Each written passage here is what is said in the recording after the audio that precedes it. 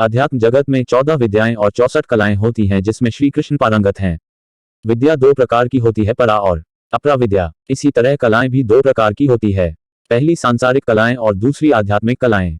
भगवान श्री कृष्ण सांसारिक और आध्यात्मिक दोनों ही तरह की विद्या और कलाओं में पारंगत थे।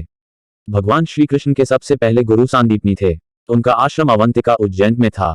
देवताओं के ऋषि को सांदीपनी कहा जाता है। वे भगवान कृष्ण, बलराम और सुदामा के गुरु थे। उन्हीं के आश्रम में श्री कृष्ण ने वेद और योग की शिक्षा और दीक्षा के साथ ही 64 कलाओं की शिक्षा ली थी।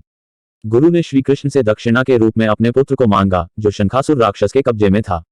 भगवान ने उसे मुक्त कराकर गुरु को दक्षिणा भेंट की। इसके अलावा श्री कृष्ण के गुरु नेमिनाथ, वेदव्यास, घोर अंगिरस, गर्ग मुनि और परशुराम भी थे, परंतु ये सभी श्री कृष्ण को ही अपना गुरु मानते थे। भीष्म पितामह और गुरु द्रोणाचार्य भी उनकी पूजा करते थे।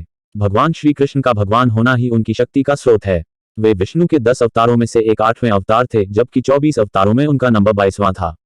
उन्हें अपने अगले पिछले सभी जन्मों की याद थी। सभी अवतारों में उन्हें पूर्ण अवतार माना जाता है।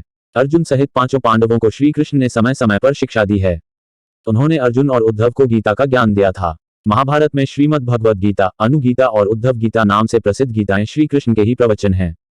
16 कलाओं से युक्त व्यक्ति ईश्वर तुल्य होता है, या कहें कि स्वयं ईश्वर ही होता है। पत्थर और पेड़ 1 से 2 कला के प्राणी हैं।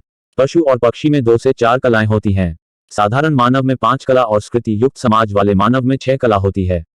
इसी प्रकार विशिष्ट पुरुष में 7 और ऋषियों या महापुरुषों में 8 कला होती है।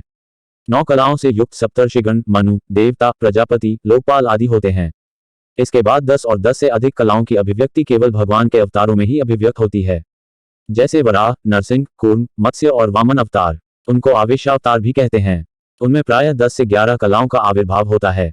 परशुराम को भी भगवान का आवेशावतार कहा गया है। भगवान राम 12 कलाओं से तो भगवान श्री कृष्ण सभी 16 कलाओं से युक्त हैं। यह चेतना का सर्वोच्च स्तर होता है। इसीलिए प्रभु श्री कृष्ण जग के नाथ जगन्नाथ और जग के गुरु जगत गुरु कहलाते हैं।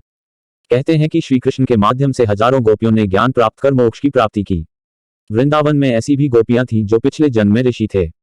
उन्होंने श्री कृष्ण से भक्ति योग सीखने के लिए ही गोपी रूप में जन्म लिया था। श्री कृष्ण ने संसार को सभी तरह का ज्ञान दिया। उन्होंने कर्मयोग, ज्ञान योग, तंत्र योग के साथ ही भक्ति योग की शिक्षा भी दी। उन्होंने संसार में जीवन और संन्यास में धर्म की शिक्षा भी दी। श्री कृष्ण अपने भक्तों के सखा भी और गुरु भी हैं। वे सखा बनकर गुरु ज्ञान देते हैं। उनके हजारों सखाओं की कहानियों को जानने से यह भेद खुल जाता है